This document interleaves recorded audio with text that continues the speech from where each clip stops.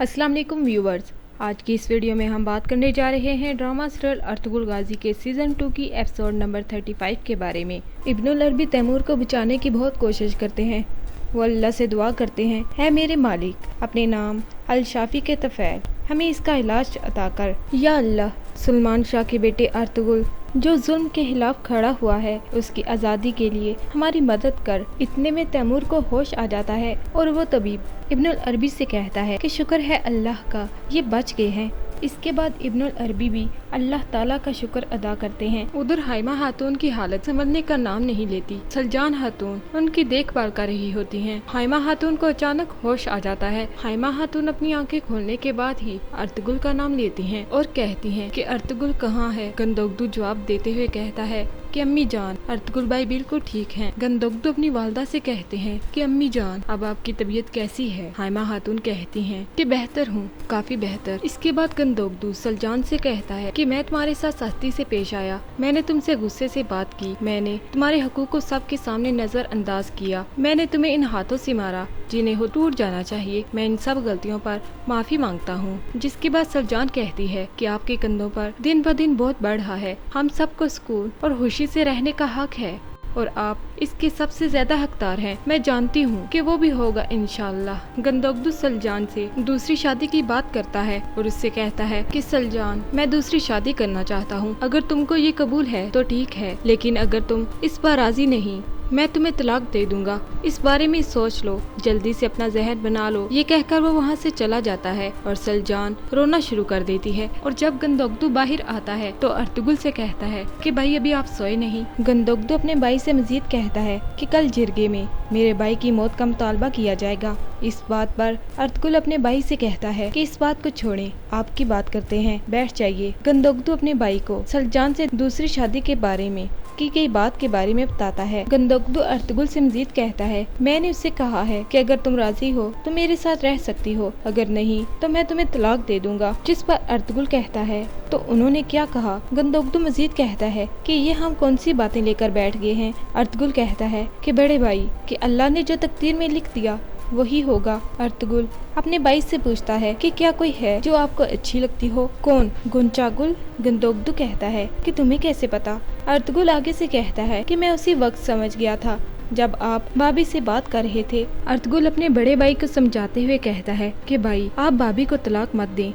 उधर हाइमा खातून का भाई अपनी बहन से मिलने आता है और अपनी बहन का हाथ पकड़ के कहता है कि बहन, मुझे माफ कर दो। हाइमा, हम ये गम किस तरह बर्दाश्त करेंगे।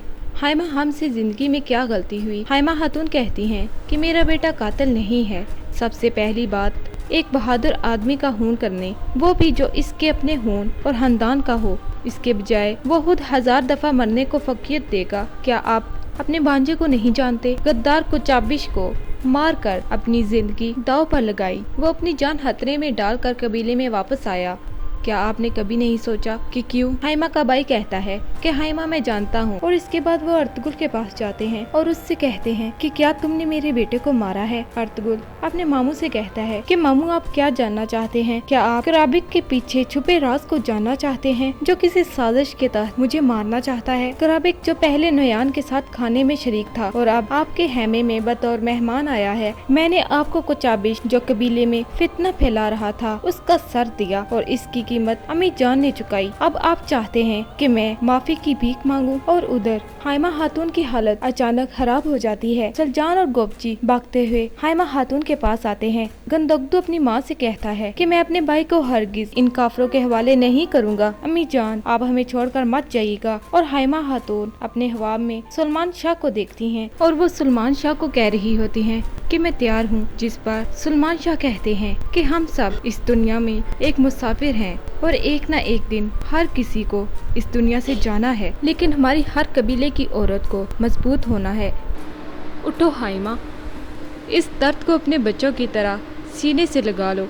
मैं हमेशा तुम्हारे साथ रहूँगा, चाहे पूरी दुनिया तबाही क्यों न हो जाए। जब तक वो मुबारक दिन नहीं आता, तुम हमारे बच्चों और हमारे कबीले के साथ रहना।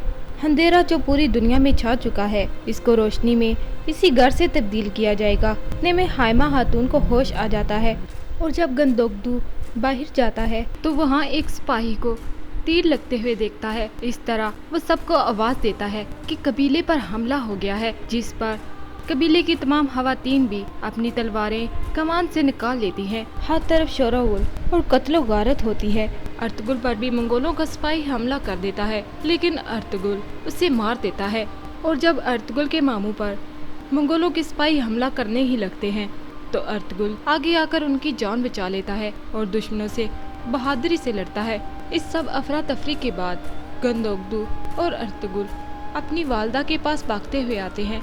वहाँ अर्तुगरुल के मामू भी आते हैं, लेकिन अर्तुगरुल के मामू अब भी इस सब वाक़ये की जिम्मेदारी अर्तुगरुल पर डाल देते हैं और उससे कहते हैं कि अर्तुगरुल तुम एक कातिल हो। व्यूवर्स, क्या जिरगे में अर्तुगरुल को सजाए मौत की सजा सुना दी जाएगी या नहीं? अपनी राय का इजहार कमेंट सेक्शन में ज़रूर कीजिएगा।